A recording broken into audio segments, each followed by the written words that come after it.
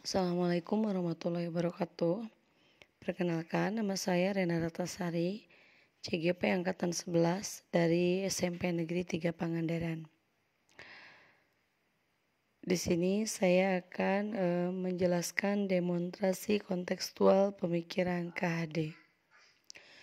Menurut KHD, pendidikan adalah tempat persemaian benih-benih kebudayaan dalam masyarakat. KHD memiliki keyakinan bahwa menciptakan manusia Indonesia yang beradab, maka pendidikan menjadi salah satu kunci utama untuk mencapainya. Pendidikan dapat menjadi ruang berlatih dan bertumbuhnya nilai-nilai kemanusiaan yang dapat diteruskan atau diwariskan. Dasar-dasar pendidikan yang menuntun.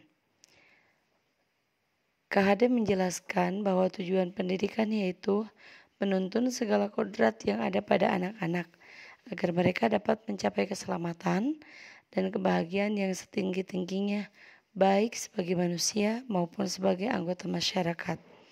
Oleh karena itu, pendidik hanya dapat menuntun tumbuh atau hidupnya kekuatan kodrat yang ada pada anak-anak agar dapat memperbaiki lakunya, bukan dasarnya. Tumbuhnya kekuatan kodrat anak.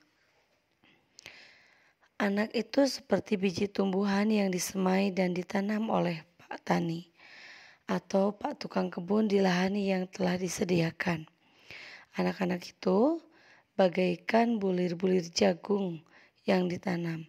Bila biji jagung ditempatkan di tanah yang subur dan mendapatkan sinar matahari dan pengairan yang baik, maka meskipun biji jagung adalah bibit jagung yang kurang baik, dapat tumbuh dengan baik karena perhatian dan perawatan dari petani.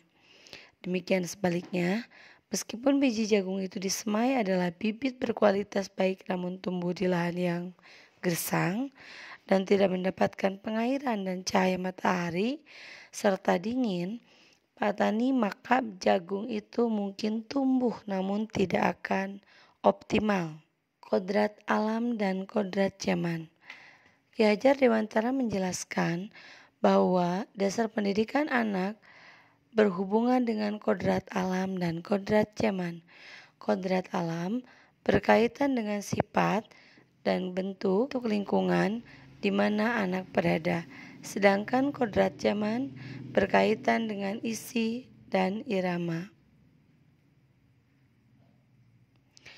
Ki Hajar Dewantara hendak mengingatkan pendidik bahwa pendidikan anak sejatinya menuntut anak mencapai kekuatan kodratnya sesuai dengan alam dan zaman. Bila melihat dari kodrat zaman, pendidikan saat ini menekankan pada kemampuan anak untuk memiliki keterampilan abad 21. Sedangkan dalam memaknai kodrat alam, maka konteks lokal sosial budaya murid di Indonesia Barat tentu memiliki karakteristik yang berbeda dengan murid di Indonesia Tengah atau Indonesia Timur. Kodrat alam, sifat dan bentuk lingkungan di mana anak berbeda, kodrat zaman, isi dan irama kehidupan di era saat ini. Pendidikan yang selaras dengan kodrat alam dan kodrat zaman. Pendidikan harus mempertimbangkan konteks lokal dan global, mempersiapkan anak untuk menghadapi tantangan zaman. Budi pekerti menurut KHD.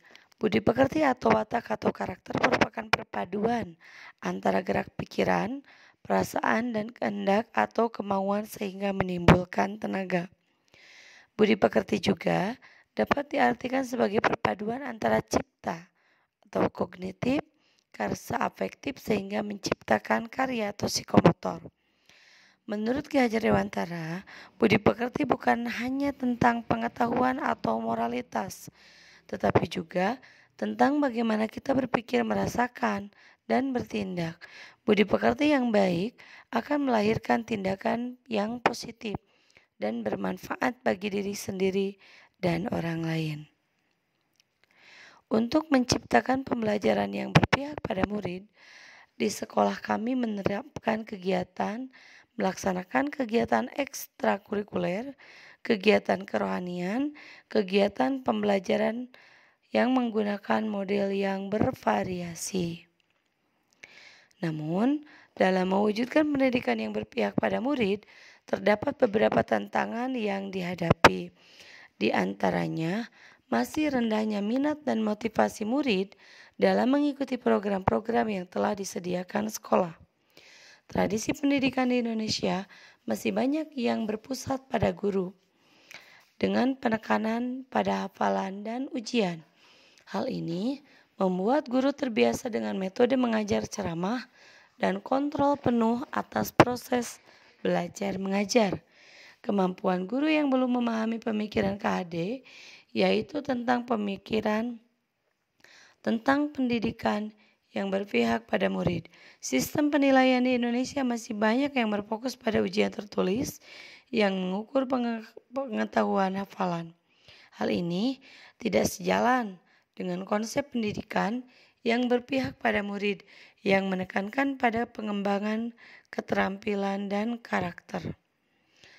Solusi yang tepat untuk mengatasi tantangan tersebut dengan cara mengemas program dengan lebih menarik sehingga siswa tertarik untuk mengikuti program-program sekolah yang sudah disiapkan. Guru mengikuti berbagai pelatihan yang dapat mengembangkan keterampilan dan menguatkan pemahaman tentang pendidikan yang berpihak pada murid. Mengembangkan sistem pendidikan yang lebih komprehensif dan berimbang, yang mengukur berbagai aspek perkembangan murid seperti pengetahuan, keterampilan, karakter, dan sikap. Guru tidak boleh bosan memberikan contoh dan teladan yang baik, serta memberikan pengajaran yang berpihak pada murid. Itu pemaparan demonstrasi dari saya. Sekian, terima kasih. Assalamualaikum warahmatullahi wabarakatuh.